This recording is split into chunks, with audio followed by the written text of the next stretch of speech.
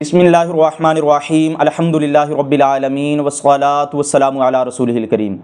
حضرات محترم، نعت خوانی جو کہ عشق رسول کا ایک بہت بڑا ذریعہ ہے، افسوس کہ آج کل کے بعض نعت خوانوں نے اسے خلاف شریعت راہوں پر چلا دیا ہے۔ اپنی نعتوں میں ایسے اشعار پڑھتے ہوئے نظر آتے ہیں جن سے اللہ تعالیٰ ناراض ہوتا ہے، ایسے اشعار پڑھتے ہیں جو کہ ناجائز ہوتے ہیں، بسا اوقات تو وہ اسلام سے بھی خارج کرنے والے ہوتے ہیں۔ انہی اشعار میں سے ایک شعر یہ ہے: تصویر محمد عربی دی رب آپ بنا کے لٹیا گیا معاذ اللہ۔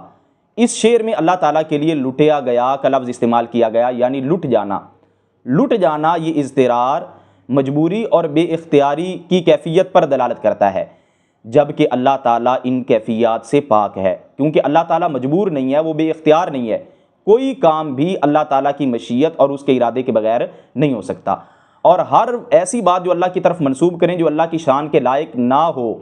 تو وہ انسان کو اسلام سے خارج کر دیتی ہے۔ اس کے حوالے سے یہ الفاظ الکفر امام بدر الرشید حنفی کی کتاب ہے، 768 ہجری میں ان کا وصال ہوا، اور اس کی شرح حضرت ملا علی قاری رحمۃ اللہ تعالی علیہ ایک المتوفیٰ 1014 ہجری آپ نے کی۔ اور اس کے تحت الفاظ الکفر ایک اور کتاب ہے جو کہ امام بدیع الدین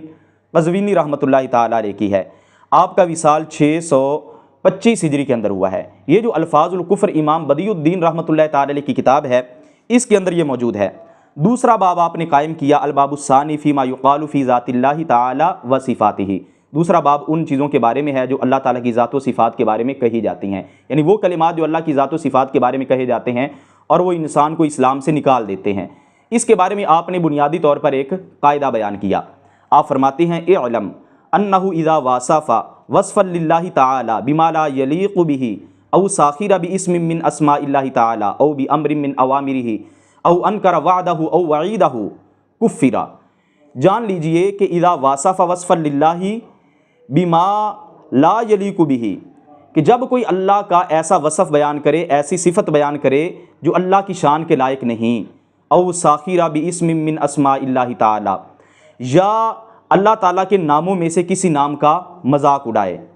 او بامر من اوامرہ، یا اللہ کے احکامات میں سے کسی حکم کا مذاق اڑائے، او انکر وعدہ او وعیدہ، یا اللہ کے وعدہ یا وعید کا انکار کرے، کفرا، تو اس کی تکفیر کی جائے گی، یعنی ایسا انسان اسلام سے خارج ہو جائے گا۔ یعنی جو ایسا کلمہ بولے جو اللہ کی شان کے لائق نہیں ہے، تو اس نعت کے اندر بھی یہ لفظ بولا گیا جو لٹیا گیا، یہ اللہ تعالیٰ کی شان کے لائق نہیں ہے۔ اسی طرح یہ بہار شریعت ہے، حضور صدر الشریعہ رحمۃ اللہ تعالی علیہ آپ کی کتاب، اس کی جلد 1 کے اندر آپ صفحہ نمبر 6 پر یہ فرماتے ہیں کہ وہ یعنی اللہ ہر ممکن پر قادر ہے، کوئی ممکن اس کی قدرت سے باہر نہیں۔ آگے آپ فرماتے ہیں: وہ ہر کمال و خوبی کا جامع ہے اور ہر اس چیز سے جس میں عیب و نقصان ہے پاک ہے، یعنی عیب و نقصان کا اس میں ہونا محال ہے، بلکہ جس بات میں نہ کمال ہو نہ نقصان وہ بھی اس کے لیے محال، مثلا جھوٹ، دغا، خیانت، ظلم، جہل، بے حیائی وغیرہ عیوب اس پر قطعاً محال ہیں۔ اسی طرح آگے آپ صفحہ نمبر 22 پر یہ لکھتے ہیں: وہ جو چاہے اور جیسا چاہے کرے، کسی کو اس پر قابو نہیں۔ تو یعنی اللہ مجبور نہیں ہے، وہ بے اختیار نہیں ہے، جو چاہے اور جیسا چاہے کرے، کسی کو اس پر قابو نہیں، اور نہ کوئی اس کے ارادے سے اسے باز رکھنے والا۔ جو اللہ فرماتا ہے اس سے کوئی بھی اللہ تعالیٰ کو روک نہیں سکتا۔ اور آگے صفحہ نمبر 24 پر لکھتے ہیں: اس کی مشیت و ارادہ کے بغیر کچھ نہیں ہو سکتا۔ تو لہٰذا نعت خوانوں کو چاہیے کہ ایسے اشعار پڑھیں جو عقیدہ توحید کے خلاف نہ ہوں، جو اللہ تعالیٰ کی شان کے خلاف نہ ہوں، جن میں شان الوہیت کا لحاظ کیا گیا ہو۔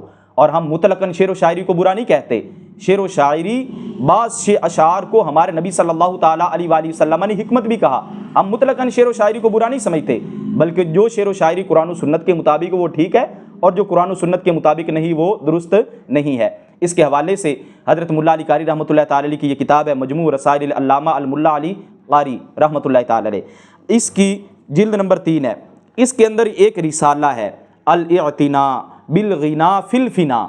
اس کے اندر آپ یہ لکھتے ہیں، آپ فرماتے ہیں: وَبِهَذَا تَبَيَّنَ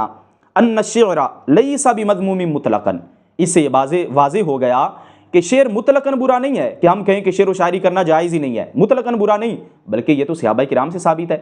حضرت ابوبکر صدیق رضی اللہ تعالیٰ عنہ سے ثابت ہے شعر و شاعری کرنا، اور مولا علی رضی اللہ تعالیٰ عنہ سے بکثرت ثابت ہے، تو ہم اس کو برا نہیں کہتے، بلکہ آپ نے فرمایا کہ ساتھ میں فرمایا کما توہم بعضهم، جس طرح کہ بعض نے وہم کیا کہ مطلقاً شعر و شاعری بری ہے، بلکہ بل حسنہ حسن و قبیحہ قبیح، فرمایا کہ جو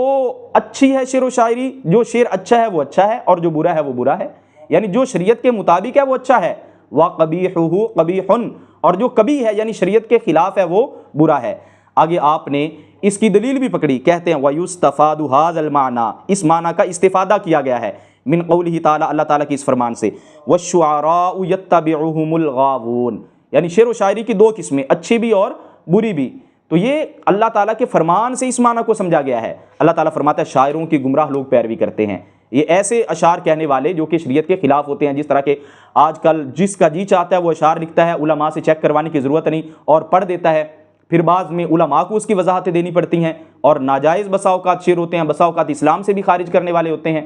تو وہ سمجھتے ہیں کہ ہم خود مفتی ہیں، ہمیں کسی عالم دین سے یہ اشعار حل کروانے کی ضرورت نہیں۔ آگے فرمایا الم تر انہم فی کل واد یہیمون، کیا آپ نے نہ دیکھا کہ وہ ہر وادی میں بھٹکتے پھر رہے ہیں، وانہم یقولون ما لا یفعلون، اور وہ جو شعراء ہیں وہ ایسی بات کہتے ہیں جو وہ کرتے نہیں ہیں، یعنی گمراہ شعراء کی بات ہو رہی ہے۔ الا الذین آمنوا وعملوا الصالحات وذکروا اللہ کثیرا، مگر وہ جو ایمان لائے اور جنہوں نے اچھے عمل کیے اور اللہ کا بہت سارا ذکر کیا، ان کی شعر و شاعری بری نہیں، وہ شریعت کے مطابق ہی اشعار کہیں گے۔ تو پتہ چلا کہ رب تعالیٰ نے اس میں دو چیزوں کو بیان فرما دیا جو اس آیت سے سمجھا گیا، الا الذین آمنوا کے ذریعے اچھی شاعری کا رب نے استثناء فرمایا، اچھے شاعروں کا رب نے استثناء فرمایا، اور جو پیچھے تھا والشعراء یتبعہم الغاوون، اس میں رب تعالیٰ نے گمراہ شاعروں کا ذکر کیا۔ تو پتہ چلا کہ شعر و شاعری مطلقاً بری نہیں، جو شریعت کے مطابق ہو وہ اچھی ہے، اور جو شریعت کے خلاف ہو وہ بری ہے۔ لہٰذا نعت خوانوں کو چاہیے کہ اپنے آپ کا دامن ان چیزوں سے بچائیں اور اللہ سے ڈریں، اور اہل سنت کے اسٹیجوں کو ایسی باطل شعر و شاعری سے پاک رکھیں جس میں شان الوہیت کا لحاظ نہ کیا جاتا ہو، جس میں عقیدہ توحید کا، عقیدہ رسالت کا لحاظ نہ کیا جاتا ہو۔ جب اشعار لکھیں ان کو چاہیے کہ جید علماء کو چیک کروائیں کہ ہماری یہ اشعار قرآن و سنت کے مطابق ہیں یا نہیں، اگر وہ پڑھنے کی اجازت دیں گے تو پھر ان کو اشعار پڑھنے چاہیے۔ اللہ تعالی ہمیں قرآن و سنت کا فہم عطا فرمائے۔